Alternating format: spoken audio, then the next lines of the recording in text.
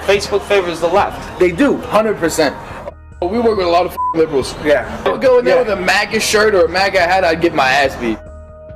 So I saw some discrepancies. I saw some evidence of bias. You're saying because he's a white male. Oh, it's easier when they're white men. Okay. No one has the white man's back anymore. we bring the game to it could work on the left side. I saw more blatant posts against Trump. But Facebook obviously hates Trump. Yes, 100%. They do.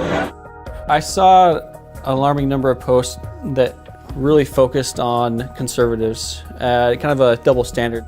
So I spent quite a bit of time looking at pictures of hate organizations, Hitler, Nazis, MAGA, Proud Boys, all that stuff all day long. Our latest Facebook insider, Zachary McElroy, exposed the pervasive anti-conservative bias inside Facebook. Today, another Facebook insider, Ryan Hartwig from Phoenix, Arizona, comes forward and he says the anti-conservative bias is pervasive. Tell us your name and where you worked. So my name is Ryan Hartwig, and I work as of a couple weeks ago, I worked as a subcontractor for Facebook for Cognizant in Phoenix, Arizona. So I was a content moderator for Facebook, essentially. And why did you decide to come to Project Veritas? I thought people deserved to know what was going on. So seeing just such blatant bias from Facebook just really bothered me. Other than your personal experiences, you felt there was an institutional bias that you say was aggressive in Facebook. Can you talk about that for a minute? Yeah, so when I started in March of 2018, I saw more blatant posts against Trump. So I saw an alarming number of posts that really focused on conservatives, kind of a double standard. There's like 6 people who decide the policy for all of Facebook, and they all think the same. They're very like-minded. So, I mean, if you live in San Francisco, you're not going to find a sample population that's diverse in their political viewpoints. We bring the game to it could work on the left side. Yes. But the left, How? Yeah, how? Freedom of speech is the main one. So like they're allowing political ads still. Yes. So now they can give more exposure to the left versus the right. 100%. Yes. But Facebook obviously hates Trump. Yes, 100%. They do. And then, but yeah, we've been getting a lot of content about it. I had like at least 10 jobs today. Bunch of shit rednecks threatening civil war if they remove our duly elected president. Trump supporters are crazy ass assholes that every other out their mouth is come take it. Yeah, it's true. And it's like, listen, I'm the government versus the next person. Yeah. But you're not going to catch me rioting over the it's like impeachment. Like it's a problem. Like it doesn't just happen. Trump called it a coup. Yeah. And it's like that should scare you more than anything. Yeah. Hartwig was not surprised when content moderators at Facebook that he worked with grouped average Joe Trump supporters with terrorists. The next clip was captured by a hidden camera. This is of Steve Grimmett, team lead for content review. I mean, I guess maybe that's part of your job description is looking for red flags, but right? Sometimes they're redder than others. One of my projects before now was hate.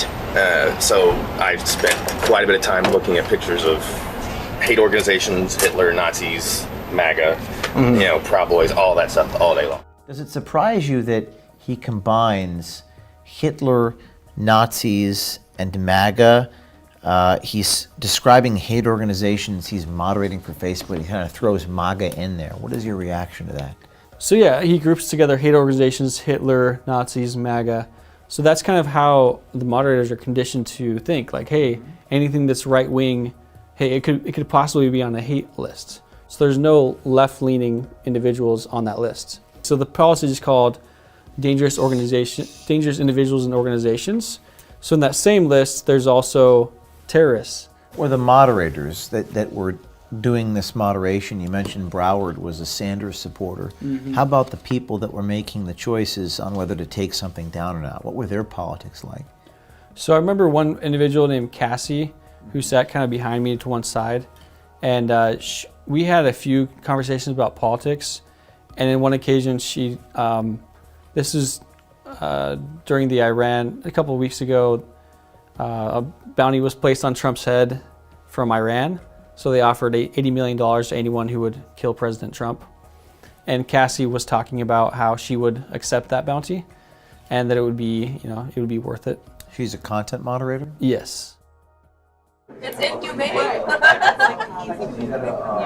It's inhumane, but if it's gonna save the country, why not do it? I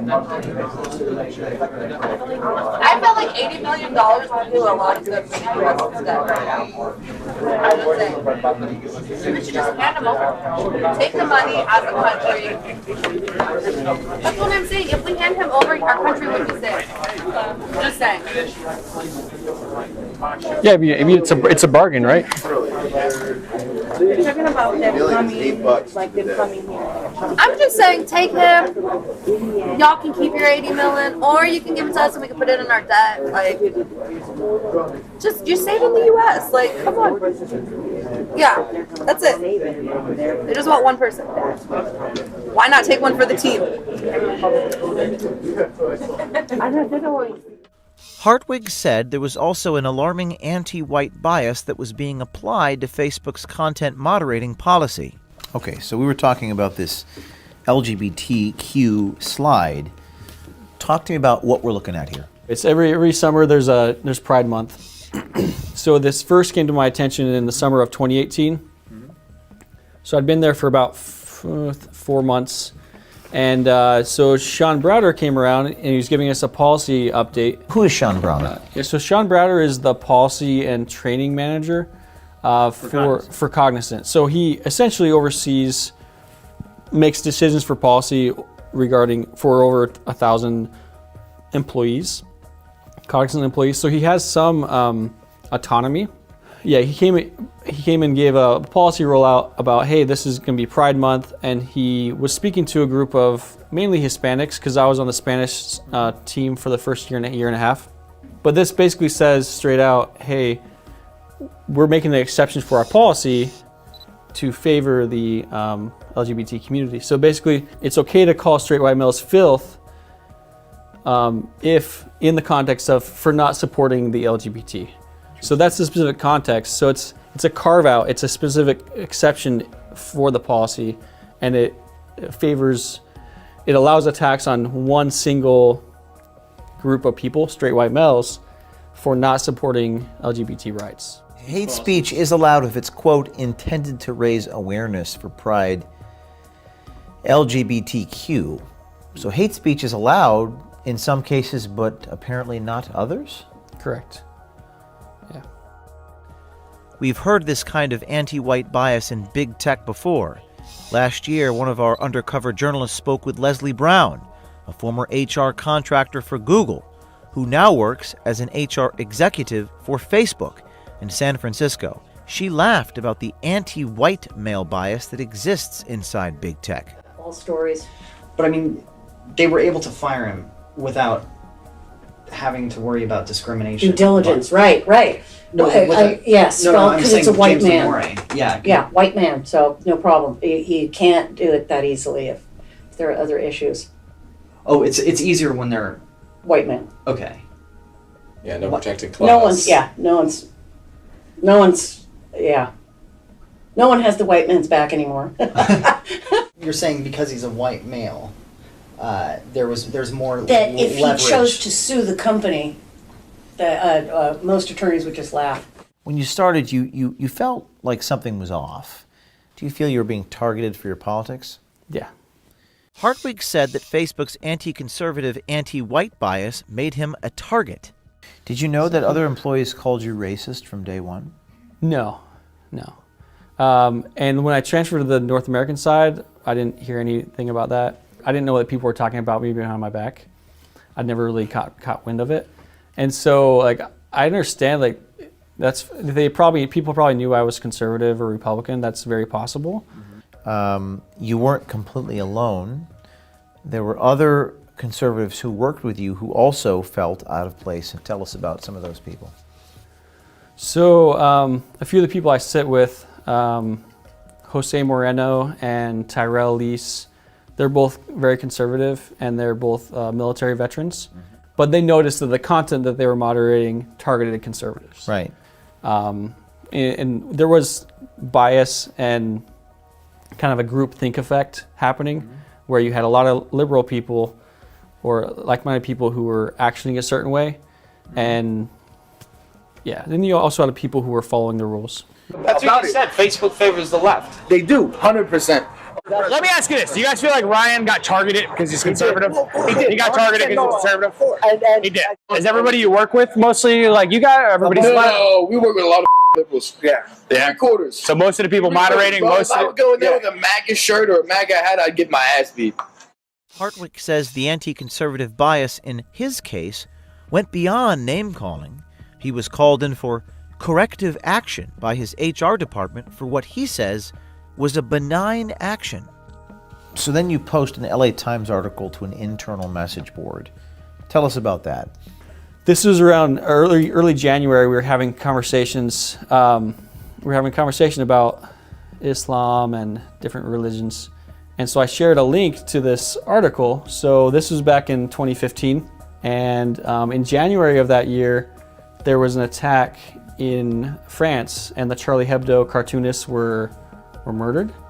And so there's an attempted attack in April, and the two individuals were from and attended a mosque in Phoenix. So this was, I learned about the event. It was labeled as a freedom of speech rally. What did the Facebook HR people tell you? They told me, hey, you violated the acceptable use policy. You violated our rules.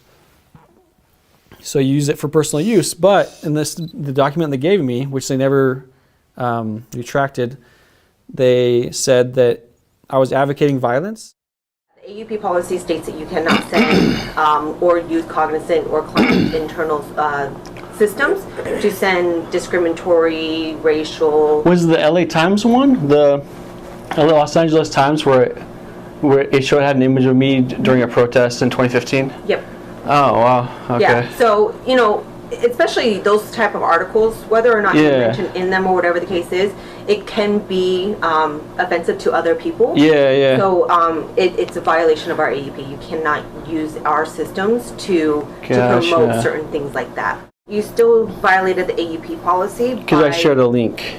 By sharing an article that was discriminatory in nature. So you said that you went back the second time. You said they backpedaled on something. What was that? Yeah, so they in the initial corrective action, CA, they said that I violated the AUP and that I was advocating violence, and that the thing that I shared was discriminatory in nature. And I met with them, and they said, "Oh, it's not the fact that it was discriminatory. It wasn't any of that. No. It was the fact that you just used a client device for personal use." So they really just reiterated, "Oh, it wasn't anything you shared. It was just the fact that you shared it for personal use." I see. So they backpedaled. They changed their tune. Yeah. So again, you have every right to exercise your First Amendment. We're not taking that away from you. We just ask that you don't do it inside the building on our systems. So I kind of understand what you're talking about. So I guess, and that I just kind of typed it out just because I wanted to have all the facts in one place. But so the fact that it was an LA Times article, or the fact that it was involving an anti-Islam protest or a freedom of speech rally, that you're saying that's kind of beside. It's not even. It doesn't even matter. If you sent taken into consideration. If you sent. Gotcha. I'm trying to think of something else. Invite for a children's event that's happening downtown, it would be still reviewed for AUP because you sent something non-work related using our systems. Gotcha. So that's again the bottom line issue is that you used our systems to do non-work related stuff. You felt you were targeted because you were conservative, but you also felt you were being passed over for jobs and discriminated against for being a white male. Tell us about that. I think it's quite possible that, so I applied for the policy team twice. There was no question about my fluency in Spanish, and that was part of the job requirement. But as far as being a straight white male or being a white male in the workplace, the policy we saw about straight white males are filth kind of breeds that culture. Hey, we allow attacks on straight white males. Hey, Ryan's a straight white male. I feel like I was perhaps limited in my advancement. And I think we have some tape of people saying that you were targeted because you're a white male. He applied for 2 jobs that he should have got. But he didn't get them? Ryan applied for 2 jobs. He did not get them because he's white and conservative? Or just... Hartwick wasn't the only person targeted by the conservative bias at Facebook. I stopped being friends with I stopped being friends with like Ryan and Raymond because we were all on the same team. Yeah. But they bonded over like their support for Trump, and they would always like bring it up, and they would get mad because I would go at it with them. So Facebook's like favoring the left with the policy. Yes, it is. Okay. And people get banned and blocked. Most people just don't have the, speaking Spanish, cojones. Yeah, cojones. Cojones. Yeah. To do this. I mean, I'm assuming you had a confidentiality agreement with Facebook's Cognizant, and you basically pretty much strapped a camera to yourself and recorded your training. And in that training, it does say confidential elections 2020. Yeah. Are you worried, or are you? It was very stressful at the time. So the first couple months of recording, my wife didn't know about it. So when I raised it up, it became a stress point for our marriage.